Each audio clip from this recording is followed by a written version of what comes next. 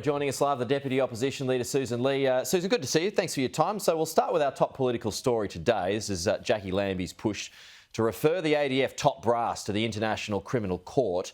Do you support that? No, the opposition doesn't support that, Pete. And I also know that Jackie has great wealth of experience and connection with our veterans. I've seen her over many years work incredibly hard to support veterans in some very dark places. So I absolutely respect Jackie, but no, the opposition does not agree. We think we have the right processes in place as it is. And does that extend to her claim that diggers essentially have been thrown under a bus by those above them?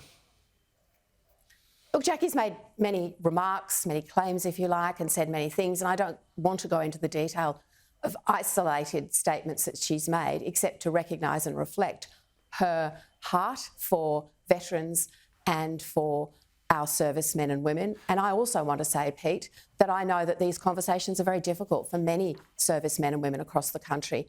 And I want to say thank you for your service. We should always say that to veterans when we meet them, not just on Anzac Day. Thank you for your service. We're proud of you, and help is always available, and you should never feel that you can't or you shouldn't step forward to ask for help. OK, to matters of Parliament, particularly yesterday, Sussan, Linda Burney, she pushed back on your questions over the Voice yesterday. It will not have the power of veto, she reminded you, will not run programs and not deliver funding. Did you accept that, or do you accept that? Well, if Linda Burney, Anthony Albanese and the Labor government are so confident about the things that the Voice will not do, why can they not answer basic questions about what it will do? So they were ruling out parking tickets, even being quite flippant about that, which I didn't think was the right tone at all, ruling out Australia Day. Now, that has been completely contradicted by their own experts and members of the Yes campaign today on the front pages of the paper.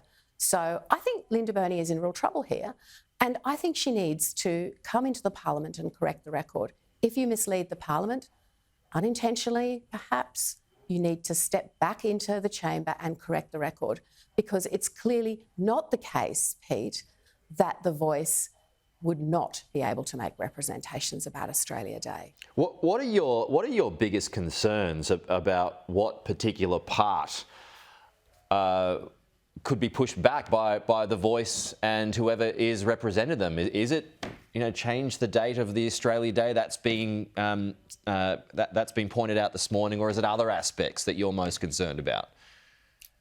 It's one example, and it has clearly exposed their lack of detail and their politicisation of this, because their answers yesterday were political, they weren't factual. Our tone, our questions were quite sensible. But just step back here, Pete. This is a change to the founding document of our nation, to our nation's constitution. It's not just a couple of lines inserted in a clause, it's a whole new chapter. This is a big deal. You don't get a blank cheque on the Constitution, and this government should not. But I know the Australian people want the answers to the questions that we're asking.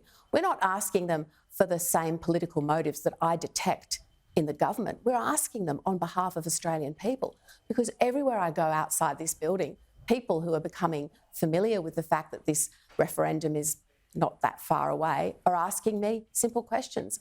I can't give them answers because the government won't give us answers. OK, Sussan Ley, thanks for your time. We'll talk to you soon.